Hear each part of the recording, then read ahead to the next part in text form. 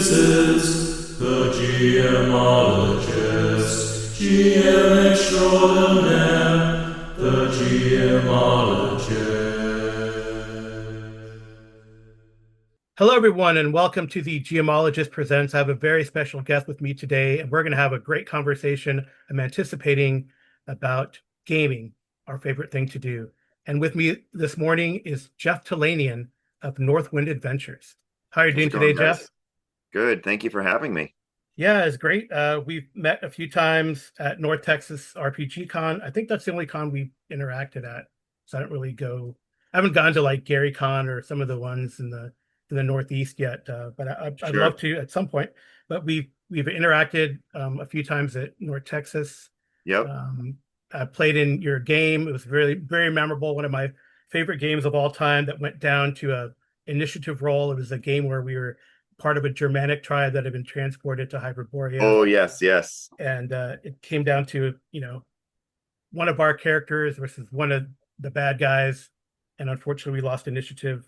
TPK. I think you were happy. We were still very happy because it's such a fun It's been known game. to happen.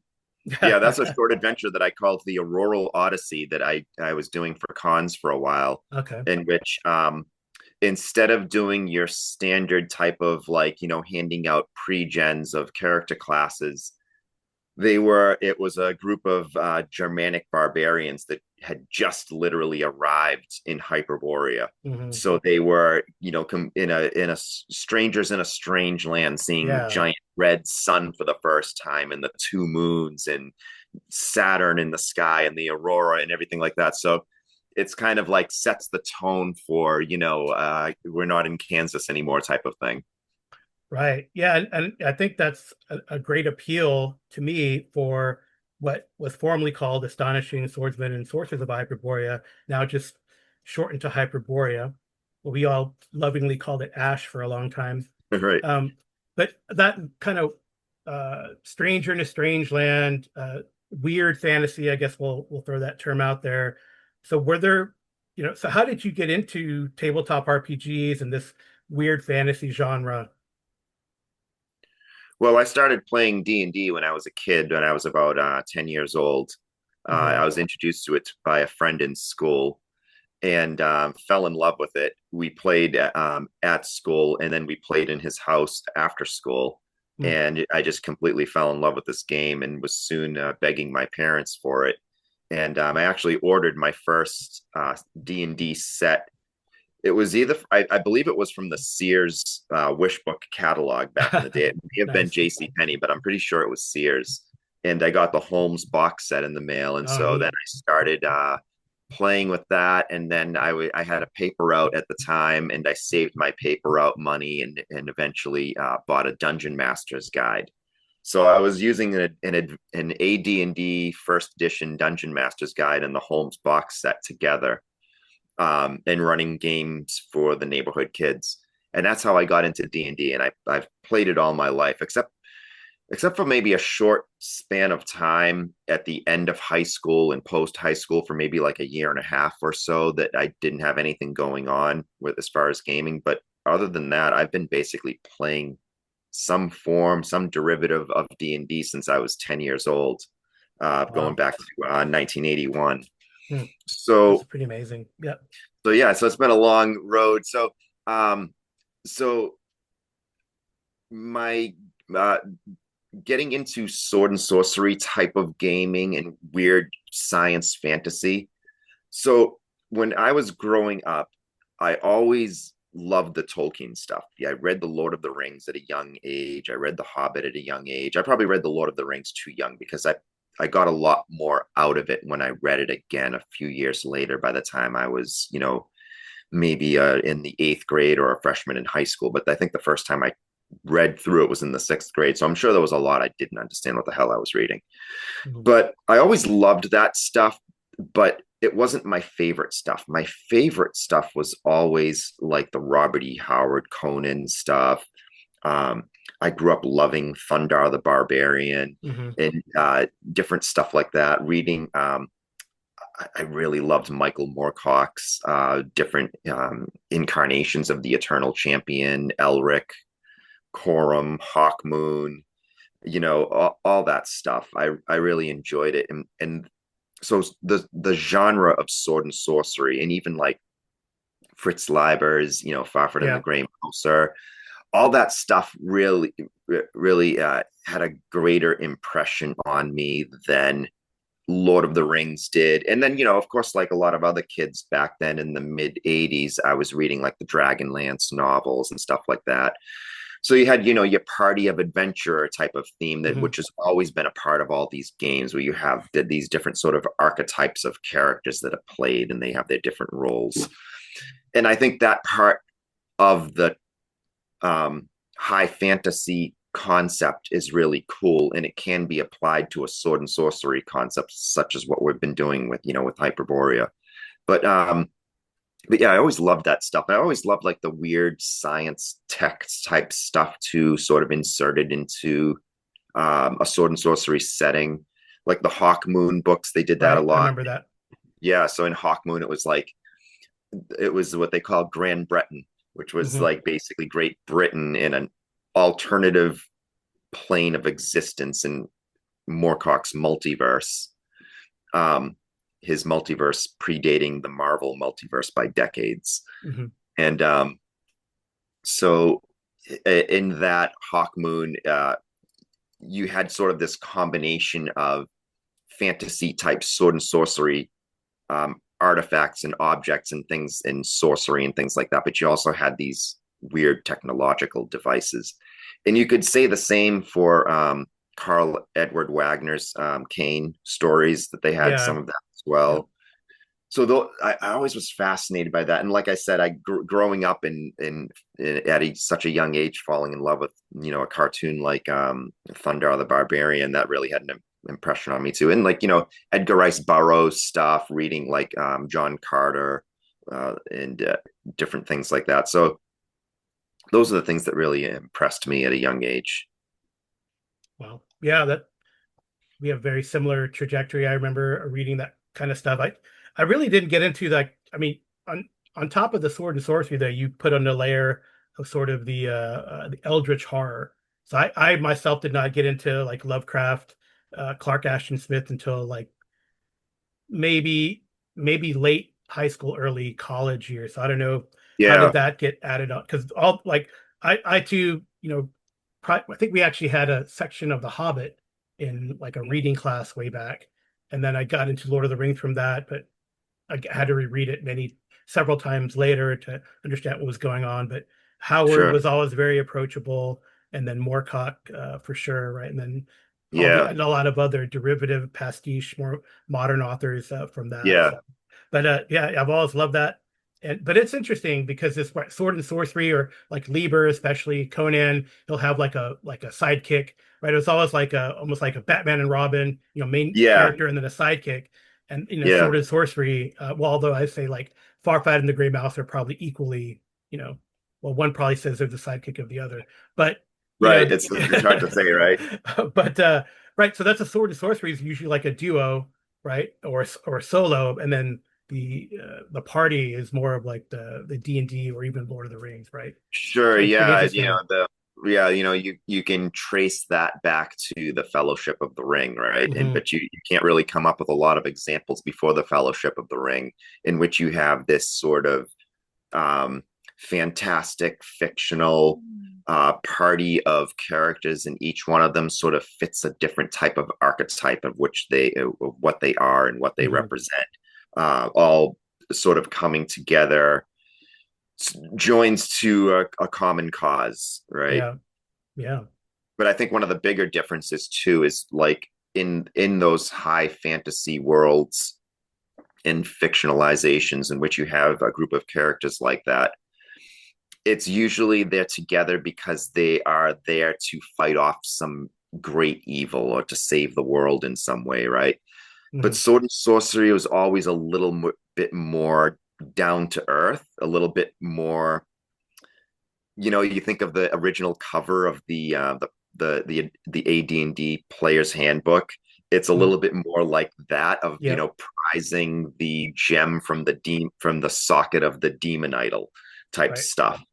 which is when you get to a lot of the more Conan stuff. Now, granted, Hour of the Dragon was epic in its scope, but a lot of Right. the Conan stories were not epic in their scope. Like when you look at like, Tower of the Elephant and different stories like that. Hmm. Um, they could be just an escapade, an adventure, and Right. uh, and so you can kind of for role playing games such as like what we have with the Hyperborea stuff, you can kind of have that sort of blend of that adventuring party with the themes of sword and sorcery, that you're adventuring for adventure's sake, or maybe you're going into this dungeon purely out of greed, that you're Mm. trying to just enrich yourselves. Right. But it can often turn into, as you know, a be careful what you wish for type of thing. You can end up dooming yourselves in the Hmm. process, which is part of the fun.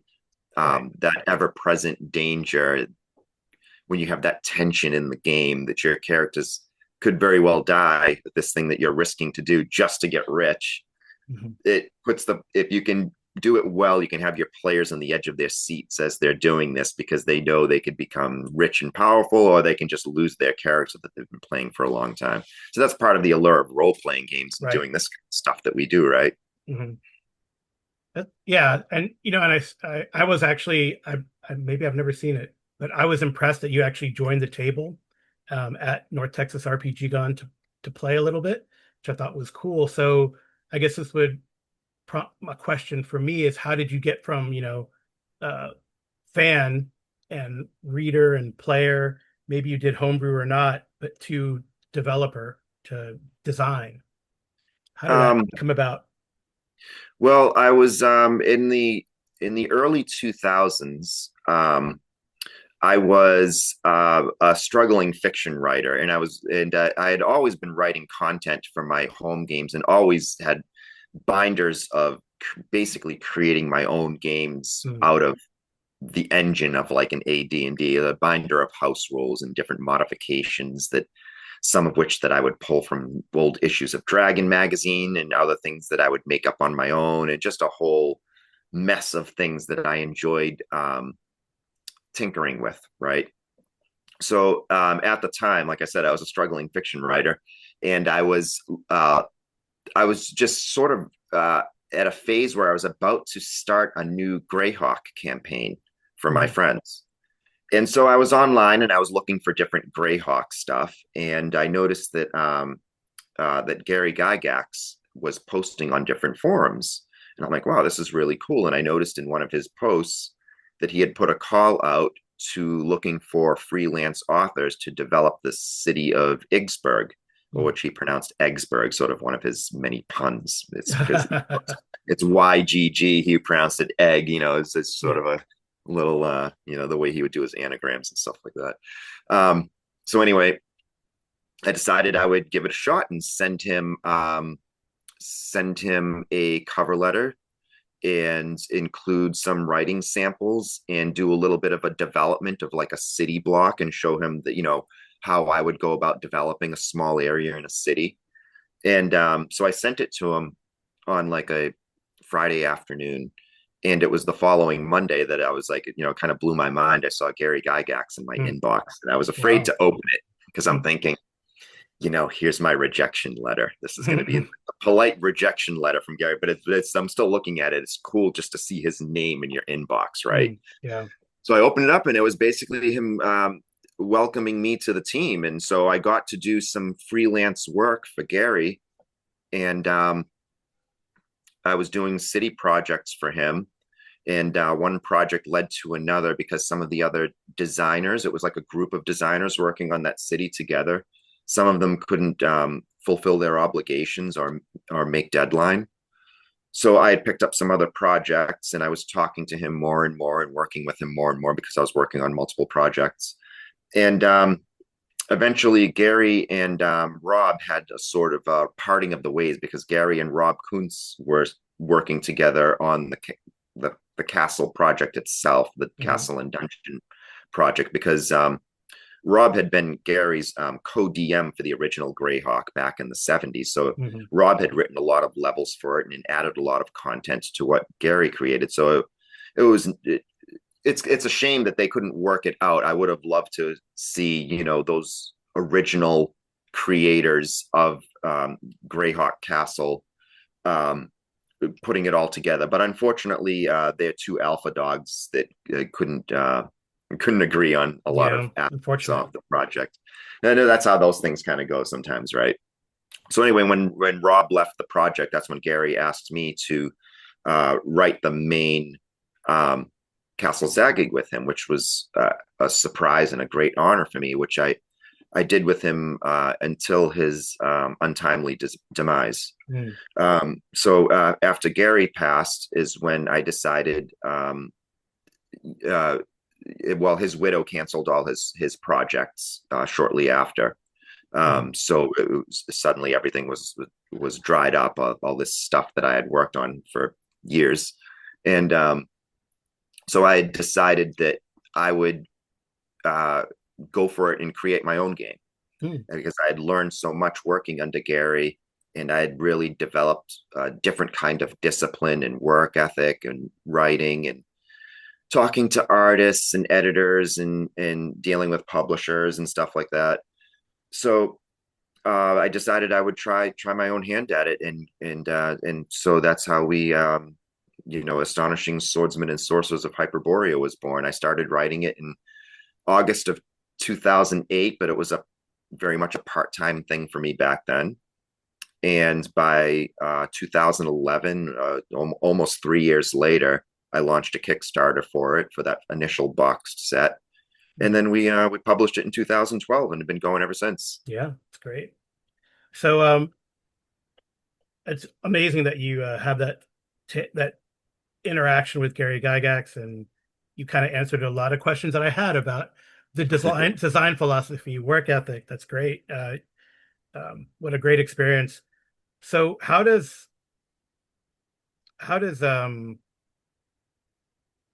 Hyperborea then sort of differ or differentiates itself maybe mechanically from other OSR games? I know I have a podcast way back where I said it was kind of why you should play Hyperborea. I got together with Daniel Norton, who ran a lot of stuff.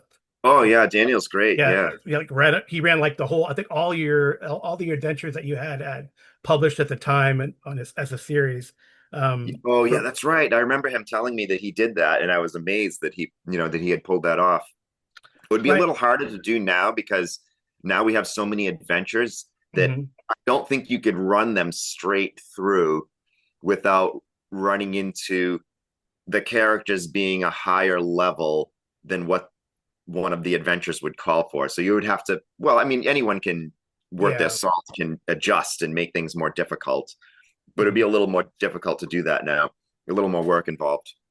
But what was your question though? Oh, it was what's different about Hyperborea other than the Oh, setting and stuff like yeah. mechanically? Let's get into the mechanics. I mean, we kind of discussed a lot of the setting and the influences that you had and why it's weird fantasy and how that works in. That's pretty Yeah. it's pretty great, and I'm sure Well, we'll touch on that again because I think they fit together, right? The different, yeah. slightly different mechanics, and then that sword and sorcery design choices that you've made. For example, character creation, right? So Yeah. So character creation is sort of harkens back to the earlier editions of D&D, in which each character is basically a certain type of uh, archetypal class, in which they have a set range of abilities that are developing and increasing as the characters gain levels. A lot of the more modern games of the last 25 years have been more a la carte type character creation, in which you can basically build a skill system or an ability system that is sort of archetypal, but then you can branch off into taking other skills and abilities from other classes and making your own type of character, which is cool for its own thing. It's not exactly my cup of tea. I've always enjoyed the more traditional sense of a character having a set range of capabilities. Now, some of those capabilities of one class may overlap with another class. So, for example, if you have a thief character class, another person might be playing some type of thief subclass. Like maybe in our game we have a legerdemainist. Mhm. And so what a legerdemainist is a thief subclass that also casts some magician spells or illusionist spells and some of the other magic-based classes spells. So you can have some of that overlap in which the two might have a lot of the things that are the same, but then there are differences between them. And so that's how I sort of have those what I call archetypal classes. Some of the other things, if you want to talk about the mechanical differences between Hyperborea and other games, Well, is kind of like it's Osric and AD&D, right? Because that's kind of seems to be the chassis that it's built from. sure, yeah, the same sort of chassis that it's built from, but then we have some of our own.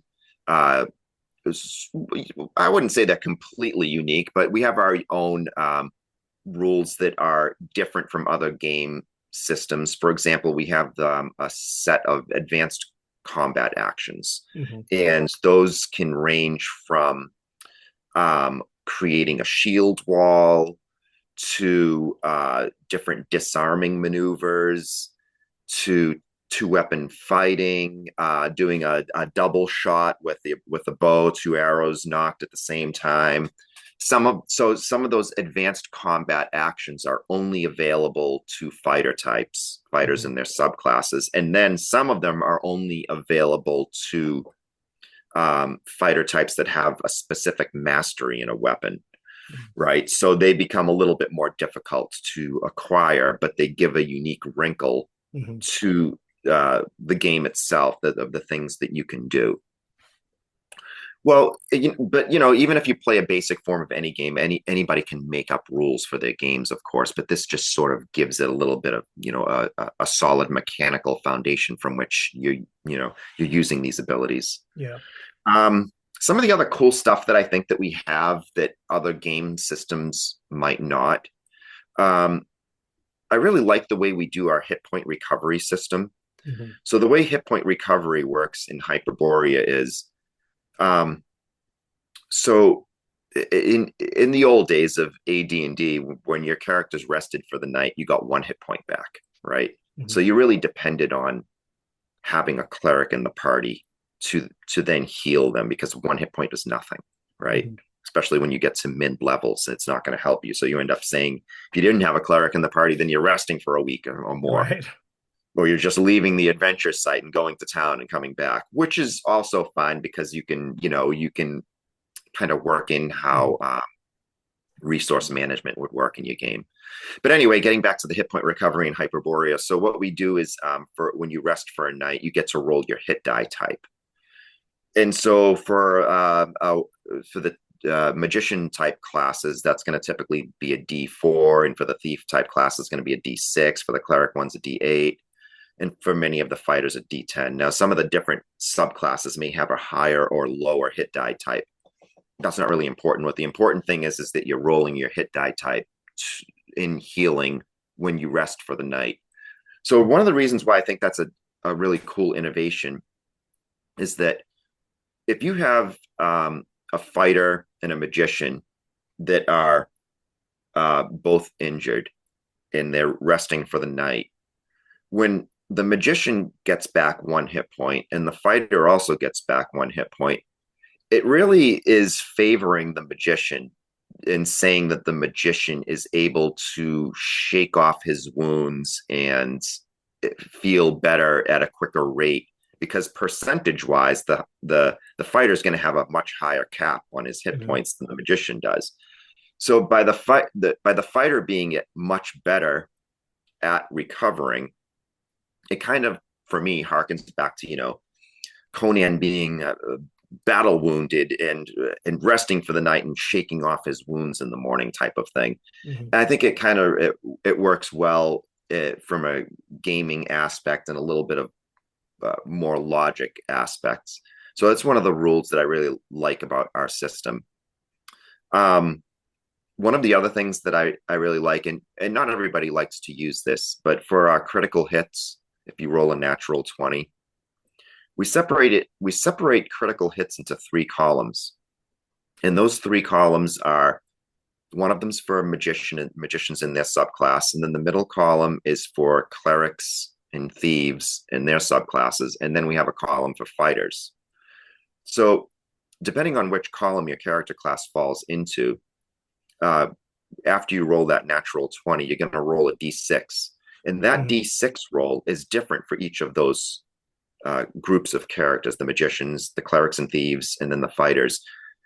The fighters are going to be more likely to deal out more damage from a critical hit than any of the other categories are. So it's just making the fighters better at fighting. And so I think by our crit chart, the best a magician can do is ×2 damage, if I'm remembering it right. But a fighter can go up to ×3 damage if they roll like a 6 on that chart. So it's just like one of those things in which instead of making everyone have the same results for a natural 20 roll, we have it sort of differentiated by those classes. So we have, I mean, I can go on all day about tiny innovations that are throughout the game. Yeah, I'll just highlight one of my favorites. My favorites is the test of, where you take a d6, and then if there is some sort of skill that would happen in another game, and you're like, well, is this going to put the person in danger if it doesn't succeed? That okay, roll a test of strength, dex, con, whatever, and then differentiated from the old bend bars, lift gates, feet of. And I've actually co-opted that for what does the mage know? What does the cleric know? If it's like if they're trying to gain information in the setting. So a test of intelligence, a test of wisdom. Sure, you can apply it to different things like that. I love that innovation. It has really been helpful, and I've actually co-opted it as a house rule for some other OSR type games, because it's just that's cool. That's nice to hear. It's very convenient to do. So, yeah, some players like it or don't. They're always like, oh, what am I rolling this d6 for? Because sometimes it can be random encounter. Right. Yeah, that's fun. So I actually started, when I was doing that, I was looking at the old AD&D, and the first one was the open doors roll, which was a d6 roll. And then the bend bars lift gate was always that percentage roll, right? So I always thought it was cool, but I was thinking to myself, what if we had physical equivalents for this, for dexterity and constitution, in which they had their different types of easier tasks versus really heroic tasks. And so that's why we separated into tests of strength, tests of dex, tests of constitution, and then extraordinary feats of strength, extraordinary feats of dex, and so on. So that you could have these have this chance to do something that's really cool, and it gives the referee running the game a baseline from which to work. And then once we started down that path, we started to look at like, okay, how can we then implement this in a way that certain character classes will be even a little better at, say, a test or an extraordinary feat of dexterity than other classes would be. So you take the different thief classes in which dexterity is an important attribute. Right. So we would give them a +8% on that percentage roll. And so it's just another little wrinkle in which you are showing some type of advantage to your class vocation that you do, that you can be, even though your dexterity is only a 13, slightly above the bell curve, you got that extra +8% on the extraordinary feat of dex because of what you do as a profession. Yeah, it's really cool. Yeah, there is definitely like you said, you could go on, and this is very fascinating, but we don't have all day. It would be great if we did. I think then that also has led to, then I like the way you've done the thief abilities, or thief-like abilities, right? The D12, using a D12 instead of percentile dice. It seems to track a little better, a bit more competent, and again keeps that sort of niche protection based on your class and vocation, right? So like the thief classes do really well, and then there's the hybrid classes that have some of those Right, abilities, right? right. And so a monk, for example, might have some type of thief-like ability, but not all, like a monk doesn't have like a pickpockets ability, Right. but they're Right. still functioning using that same thief chart, whichever abilities they have, whether it's climb walls or move silently, Hmm. things of that nature, that they can do on a D12 for a resolution mechanic. Right. Right. So I would say that Hyperborea has a very distinctive style throughout your published work, and maybe this will lead to, talking about North Wind Adventures also. But how important to you is this visual presentation in the game's identity? You've used certain artists, Ian Bagley, Bill Willingham, Del Tigler, right? And this art is very consistent throughout. It has that sort of flow and adventure and sword and sorcery, with the weird fantasy aspects that you kind of hint here and there in the art. And even from edition to edition, I think it's been very consistent, so is that it seems very important to you, but maybe I'm Yeah, it has been, and I've been very picky. There's a lot of art that I like, but I don't necessarily like it for sword and sorcery Hyperborea.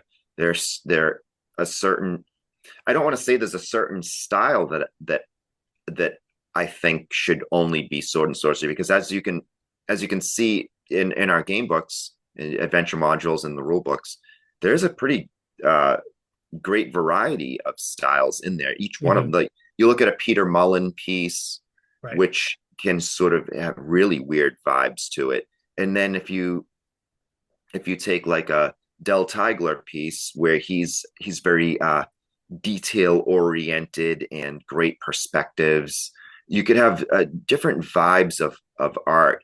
And then you have like you mentioned, Ian Bagley as well. He uses like charcoals in his Mhm. art, so there's a lot of these shades of gray in there, and light and dark. Is very much a master of shadow and light in the way it functions in art. um and then we have like Val Semex, who is a retired artist from Marvel and DC Comics, who's done a bunch of work. And so, and then of course, like the gentleman who's done a lot of the covers for the core games themselves is an artist known as Charles Lang, and he's primarily a horror artist out of Mhm. Salem, Mass, and he paints.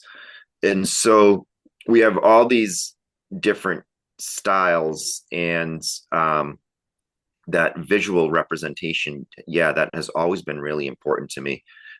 There's a lot of art in our stuff. Some might say it's a little too much art, but I prefer that over pages upon pages with blocks of text.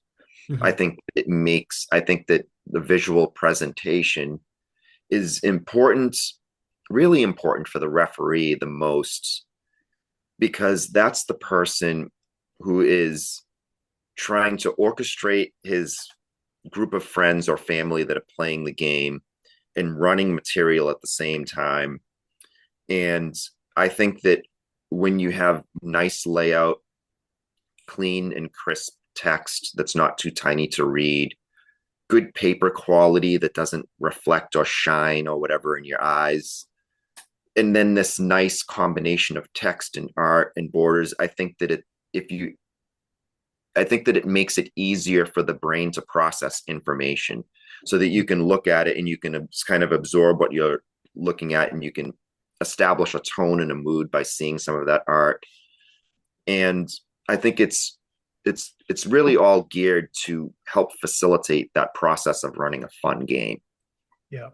Yeah, I mean, some of the, especially in some of the creatures that you have are very unique, and like someone's gonna be like, "Well, what does that look like?" And you try to describe it, but that cliche, a picture says 1,000 words, and it's better to just, well, here's a picture of what that Yeah, creature yeah, I looks like. agree. So it's Yeah. yeah, it's really cool. So I guess you trying to say transition then to designer, author, but also you own your own company, Northwind Adventures. So, uh, what led you to establish your own publishing company? You know, what is this?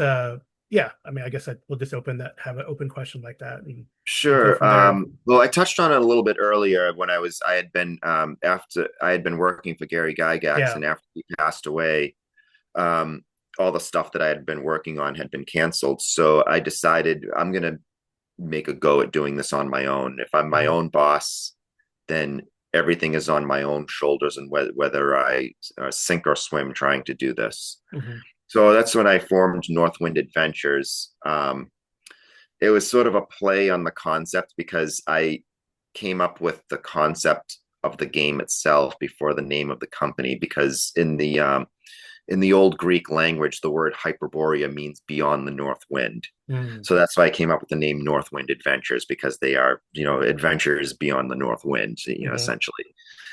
So yeah, so I basically started with a couple of modules that I published before the game itself came out, and then the game itself. And I really, I never imagined that it would uh, become popular as it has, or that would attract other gamers around the country and then around the world who would be playing this. And so it was it was really nice to be surprised to discover that so many other people were picking it up and enjoying it, and not just sticking it on a shelf to collect dust if they picked it up, that they were actually playing it. Mhm. And that was great. So I by around 2017, when I came out with the second edition of the game, which I went from a box set to an all-in-one giant hardback book. Um, that was around the time that I was able to transition to making Northwind Adventures my full-time job. Mhm. And so I've been doing it ever since around 2016, 2017. I started doing this full time, and it's still going. In 2022 we came out with the third edition of the game, and then at that point splitting the one giant book into two hardbacks, a player's manual and a referee's manual. Mhm. Um, but one of the things I guess that we should probably talk about is so the editions. The editions of this game are all backwards compatible. When I say editions, basically what we have done is added more spells, added more monsters, added more magic items, um, clarified some things, cleaned up some language. We made the combat system a little bit quicker. And different stuff like that. But as far as the content goes, the adventure modules and stuff like that, those all work with every edition of the Mhm. game. Mechanically, the game is essentially the same. Yeah. Yeah. So would you consider Hyperborea OSR? How do you think it fits into that movement? Or do you believe in the old school? I I'll mean, call it Renaissance, but sure, it fits in with the theme. I was reluctant in the early years to put a label on my game because I didn't really understand what OSR really meant when I first started to hear it. I think my game was already out the Mhm. first time I had heard that. Mhm. I wasn't sure what to make of it, and I wasn't sure if that gave my stuff a certain label or not. And then I didn't know, like, is there some type of group of, you know, designers or publishers or uh, enthusiasts who are in charge of what makes something OSR. So I was always kind of reluctant to embrace that label. Uh, I've come to learn, as the years have gone by, that it's more it's more of an attitude. I think it's one of those things, it if you see it. I guess Mhm. you could say that you could say that about porn, right? Right. you, Yeah. you know it if you see it, if it is or it isn't. Um, so I feel like old school games, as far as being labeled OSR, it's it's kind of cool because it gives you an idea that it's a game that harkens back to the more traditional values and mechanics of the stuff that came out in the 70s and 80s and even into the early 90s. But then it's the lines have been blurred so much now. You Hmm. know, like, Shadow Dark is a very successful recent game, right? Hmm. But when you look at the engine for it, it's basically very similar to 5e and the way it functions with the way the D20 mechanic works throughout it. Hmm. But yet, at the same time, if I'm being fair, it does evoke an old school mood and it does have an old school deadliness to it Hmm. that regular 5e lacks. So I guess what I'm saying is the lines have been blurred so much that I really don't even know what OSR means anymore. So I don't say, no, my game's not an OSR game. If somebody says to me, your game's OSR, I'm like, yeah, sure. But I don't exactly use it as a descriptor of my game when I'm talking about my game. Yeah. Yeah, I have noticed also that from my perspective, Northwind Adventures has expanded. You have used freelancers to write adventures in the past. For example, Joe Salvador is a good friend of mine, Yeah, and then people like Chainsaw who I've interacted with and played, and even this last incarnation of the Kickstarter that you just did. These three different books with yeah, I'm assuming your oversight, but then they're authored by three freelancers, right? So, or sure, yeah, yeah. And so and basically, I'm editing content for those.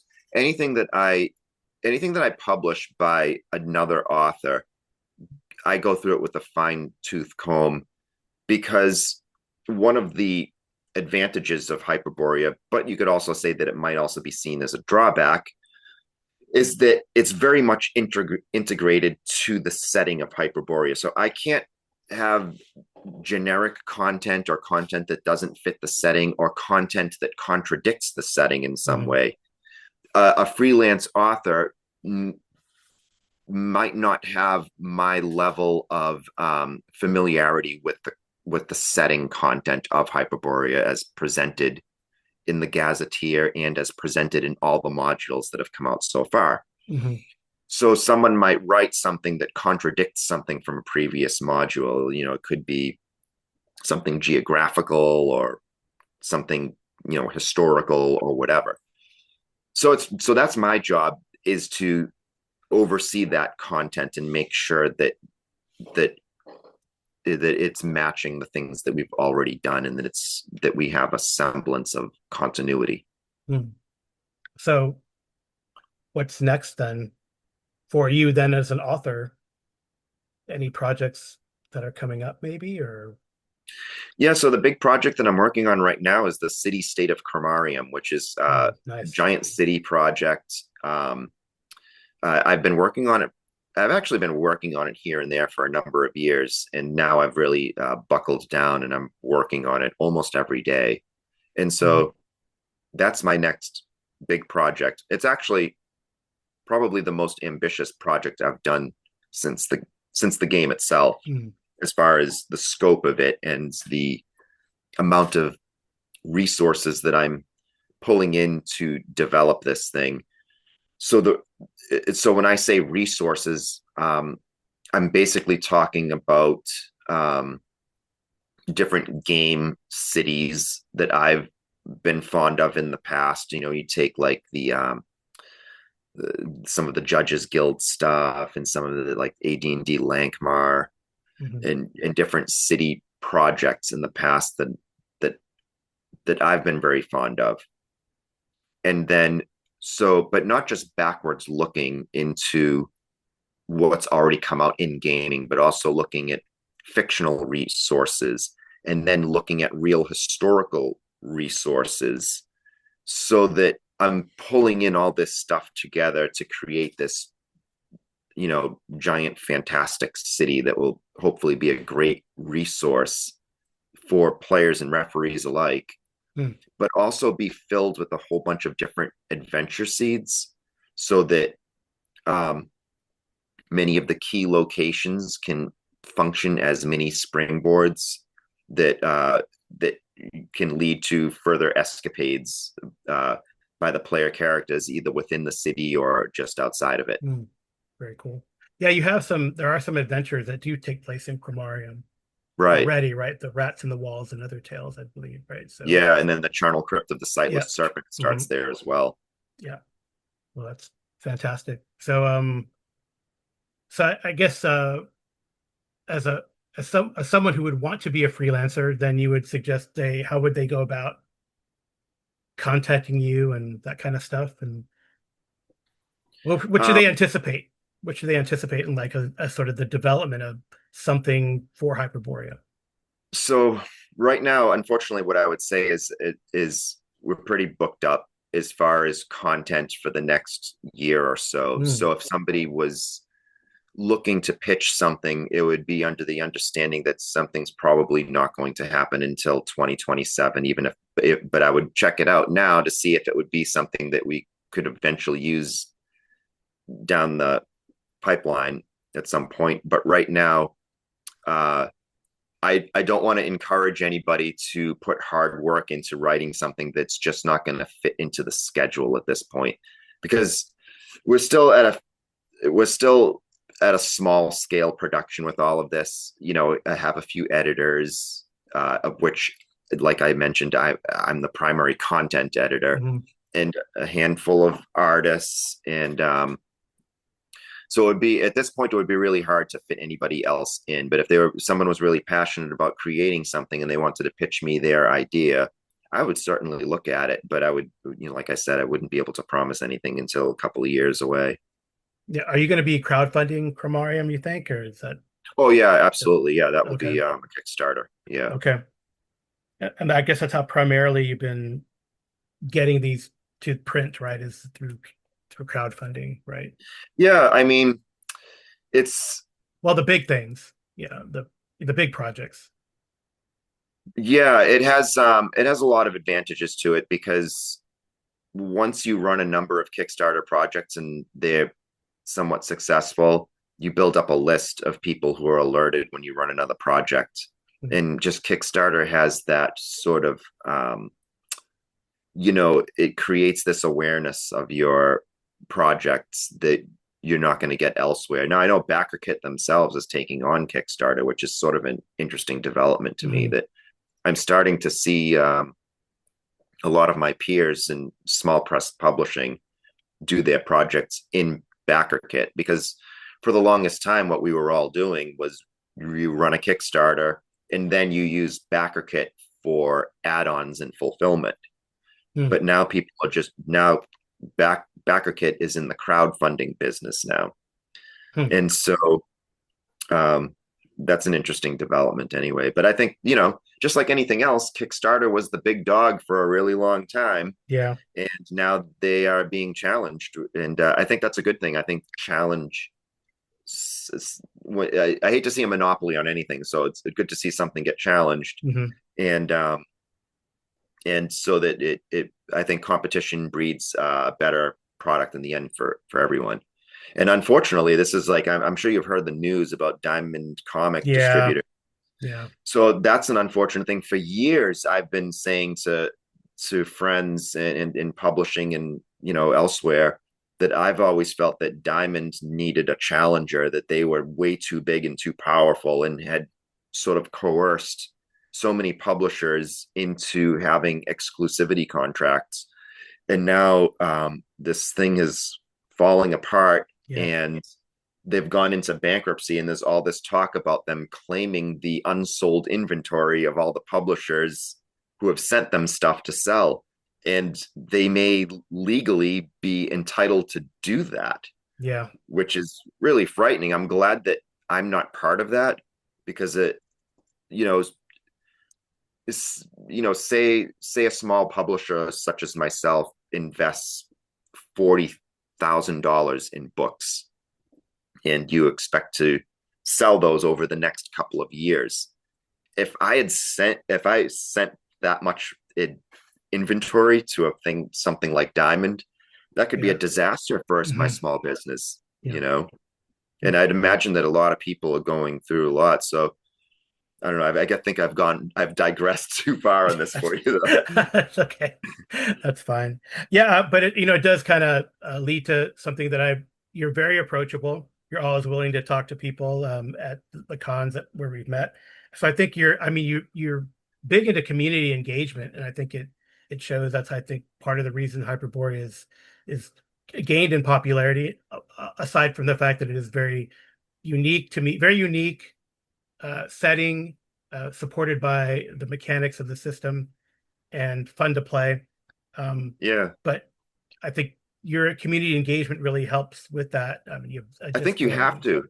Yeah. For anyone who's starting like a starting their own game, you really have to have that boots on the ground mentality in Mm, which you are willing to go to local game stores, maybe wrangle some of your friends into running the game, and talk to people online who may share similar interests to you and see if they want to run it.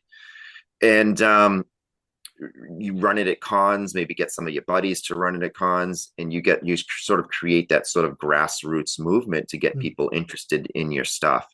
And then it sort of takes on a life of its own. Like you came out of nowhere this past North Texas for me and said that you would run a bunch of adventure in content for our Sunday afternoon marathon. Yep. tournament that we were doing, and Yep. that was great, and Mm, I never expected that. So those are the kinds of nice surprises that come along the way mhm. when guys such as yourself show up and say, "Hey, I'll run something for a little while." I'm like, "Yeah, that's great." Yeah, it's And a then I great said, way to get. Yeah, yeah, I know. You still play. That's what's really cool too. Is you still play, right? So, and "Sure, I did notice there were also new players there as well that had not played Hyperborea before the con, and very excited, and also got to contribute. There was a couple there that it seemed that they shared that they'd come up in the 5e, and then they're like, oh, and then they moved to Shadow Dark and they heard about this, and there you go, yeah, you're growing the community. So it's really great. yeah, Um, that's really cool." so are you running or playing anything? Uh, well, it's funny that you say that. I'd taken a long break with my weekly group Mm. from running and let some of the other guys run some stuff. We played a variety of games while I was out. We played. Have you ever heard of Neon Lords of the Toxic Wasteland? We we Mm. played some of that. It's a relatively newer game, a lot of fun. Hmm. We played a little Shadow Dark, Yeah. um, and I forget. Oh yeah, we played the Free League game called Simbaroom. Oh, nice. Yeah. So we bounced around to different systems, and I got to just sit around and play different characters. But as it always seems to go, I'm back in the chair now and doing what I always do, running the game. It was nice to have a break, but now I'm back at it. I have been called upon to resume my role as the constant DM. Oh, there you go. So you're running just not playtest stuff, just your a campaign. Is that correct? Or you just Yeah, but that's great. I do play test stuff. Yeah. Um, the all three of the new adventures that we just published, the Vanishing Isles of the Summer King, the Thousand Eyes of Thaumagoraga, and the Oblation Slab of the Hepatomancer. Mhm. All of those adventures I did in playtest over the last couple of years with my crew Mm. before Okay. they went to publication. And I ran portions of each of them at different conventions too. Hmm. So you got to really see, what was working, what wasn't working, what needed clarification, what needed cleaned up, what was, what needed to be addressed and what didn't. And that Yeah. I think that's really valuable. I think that I think that some publishers and or adventure writers underplay the value of playtesting and how important it can be for figuring out what works and what doesn't. And it kind of Hmm. touches back on what I was talking about earlier with the as far as like the game referee being to process information and Hmm. how information processing can then relate to how you can run your game well. So I think all of that is key. I think playtesting is great. So I've done it for my group. Um, but then I run some stuff that I make up. I run published adventures that are old and modify them on my own, or I might just take a map from some kind of old module of something and then populate it with some of my own stuff. And so my weekly campaign is a mishmash of different things, and that's what my guys have come to expect. Yeah. It's really neat. Yeah, so I did have noticed that in the adventures, there's always some sort of gazetteer too, which I really appreciate. Like you kind of give a little bit of world building to expand upon the blurbs that you have in the referee's book and the like. Yeah, So I think that's really, I think it's an added value to these adventures is that you yeah, do get a little piece of the world as well, which is a nice right. design consideration to me. So. Yeah, I think that's really cool because each of our adventures, not all of them, but most of them almost function as a little mini gazetteer on their own that Mhm, expands upon something that was maybe only mentioned in a very short paragraph in the rule book. mhm, mhm. Yeah, it's really neat. So we did talk beforehand about some of our I'm wearing a Merciful Fate shirt. So with the Nice. last question I'm going to leave you is I know you're a metal guy too. So what's the last concert you went to and what's your next one? Ooh, the last concert I went to. Um, I went to see oh yes, I mentioned this to you earlier. Mastodon, Lamb of God, and Kerry King from Slayer. Yeah, That was a great show. yeah. I've seen Merciful Fate in the past year. I saw Iron Maiden. Um, I don't go to a lot of shows, Hmm. but I mean, especially concert tickets these days have gone Yeah, they gone way up. crazy. Yeah, they've Yeah, really gone way up. unfortunate. I mean, I understand why with Hmm. the streaming services for music, the artists aren't making money anymore from their published music. They're Yeah. only making it from the tours at this point. Hmm. Um, Hmm. so I guess it's all part of how things work out. Um, Yeah.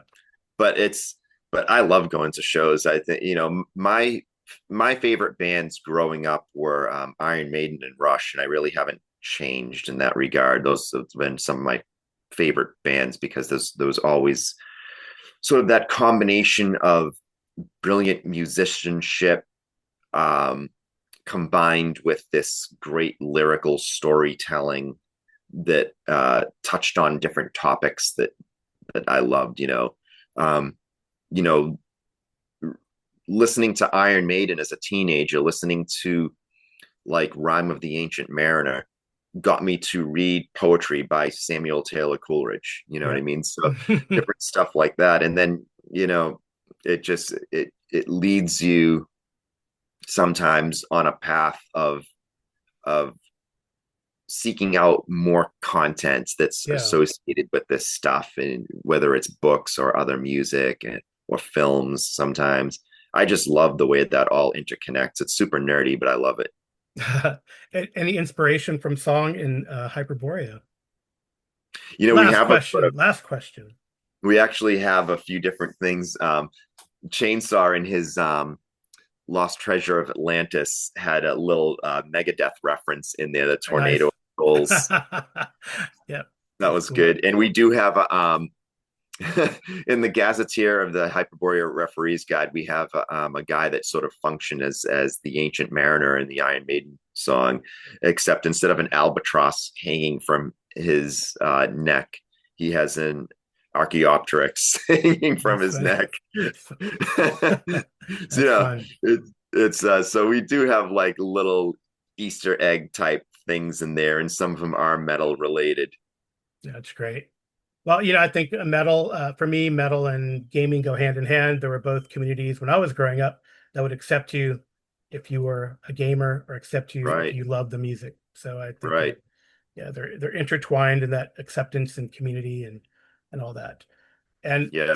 but thank you so much, Jeff, for taking the time. I know you're very busy, um, but you love to engage, and it was great again meeting you. I've seen you at North Texas, and I'd love to stay in communication, especially if I ever head it out to the East Coast and go grab a beer at a That'd be fun. craft beer place or Yeah, maybe something. you can come out to Total Con one year. Oh yeah, that'd be great. In February in Marlborough, Massachusetts. Oh, nice. Yeah, I went to school up there. I love that. I'd say that Cambridge, Boston area is like my second home. So Oh, very I nice. love that area, and I haven't gone back enough. But anyway, again, thank you so much, Jeff, Thank you for for the having me. Of conversation and telling us about your journey and about Hyperborea, awesome game, course. and Northwind Adventures and what's to come. So I'll put all Thank you those so links in the much. show notes for everyone, and we'll talk again soon. Thank you so much, Carla. I appreciate it. Yeah, thank you.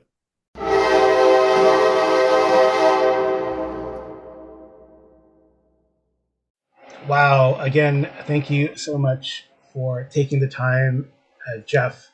Thank you to my listeners for hearing our conversation. I think it was really fun, fascinating to gain some insight onto Hyperborea, its development, and the origin of all of that creativity from Jeff Talanian and North Wind Adventures. I had a great time doing it. Hey, if you guys got any comments, send me a DM. You can check me out on various Discords. You can send me an email or a video message to geomologist@gmail.com. You can also drop me a SpeakPipe message. That would be great. So normally my wife Amy does a cover clip art, but today Jeff has kindly given permission to use the cover of the referee's manual, I think for us, in our interview. He had it in the backdrop if you watch the video. And then TJ does the intro and outro music. Thank you so much again for listening. Good night and good rolling.